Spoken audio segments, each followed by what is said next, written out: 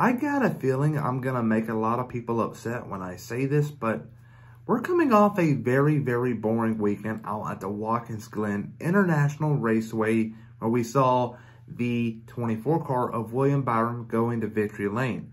And with him being a same repeat driver for the 2023 season, we are now seeing both the 4 and the 6 cars of Kevin Harvick and Brad Keselowski locked in the 2023 playoffs. So that means all bets are off for that 16th spot out at Daytona.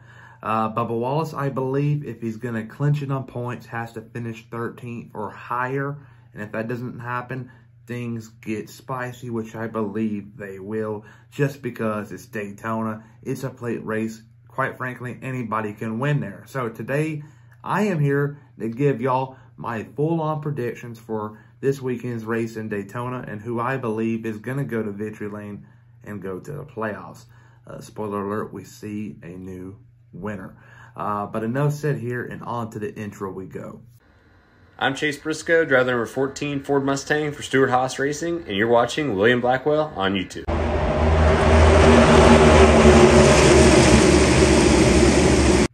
I am just going to jump straight into my predictions. I got many things upcoming on this channel today, like Formula One, Dutch Grand Prix predictions. So I'm just going to make this short and simple.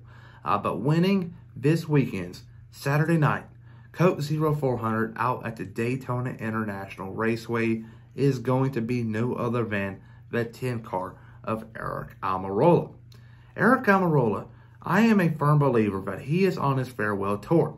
Last year was supposed to be it. He announced he was retiring at the end of 2022, and it brought up a lot of speculation who was going to replace him. A lot of people thought Stewart-Haas Racing were going to throw all the marbles into a basket and try to get Kyle Busch. But as soon as that failed, they needed a plan B, because Cole Custer, they already had in their back of their minds that he's going to go back to Xfinity. And they're going to bring up Ryan Preece, their reserve driver at the time.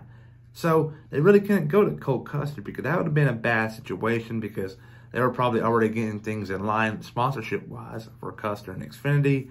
And Riley Herbst, you do not want to bring him up quite yet. He can't even win a race in Xfinity, so what makes you think he's going to go and win a cup? So they had to do something about it, and they came to a mutual agreement, in my belief, with Aric Almirola, and brought him back for one more year.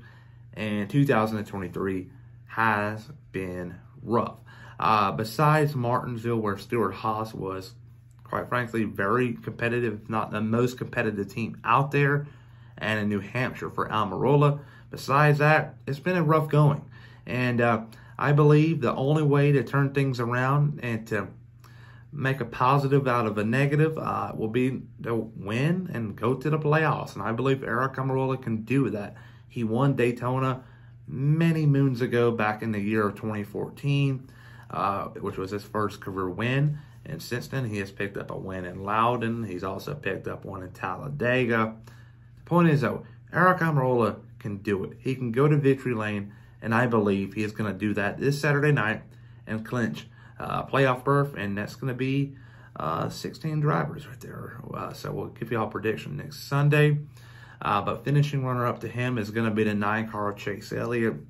And I believe Chase Elliott fans are starting to get to the point where I've been telling y'all for a while, he's letting y'all down.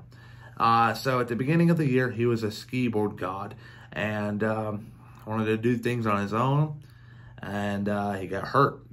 And he missed so many races. And he had his sponsors who were spending their hard-earned money, because, believe it when I say this, a sponsor, if you're wanting to sponsor a Spire Motorsports car for Coil of Joy compared to the 9, for one, it's going to be different prices. But Coil of Joy is going to be much cheaper. Chase Elliott is going to be much more expensive because of a better team, and Chase Elliott just the most popular driver in the sport. But though, with Elliott out, they weren't really getting their money's worth, if that's making sense. It's not a good look for Chase Elliott and his sponsors. He shouldn't have been doing that. I understand drivers have to get away from the sport and to recharge their batteries, but you don't see Patrick Mahomes on a weekly basis playing pickup basketball, because that's a big no-no.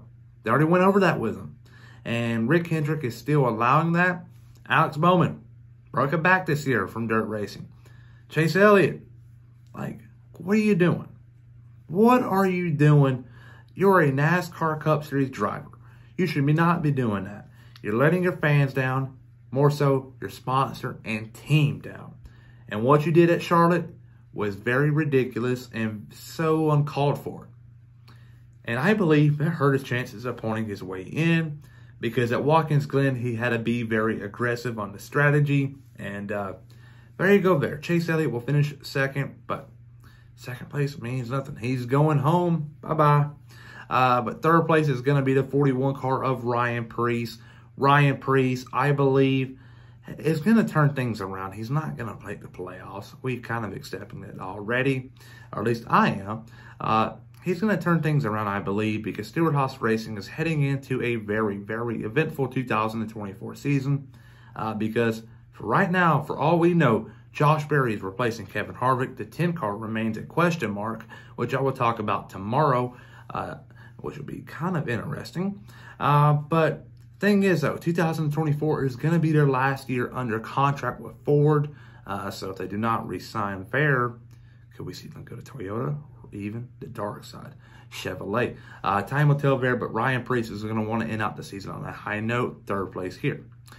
Fourth place is going to be the 7 car of Corey LaJoie. Corey LaJoie this past weekend at Watkins Glen had a great qualifying effort, but was sent to the rear for a change and didn't really do much at all Sunday, unfortunately. So maybe he can turn things around at Daytona, and who knows, he may pick up a win.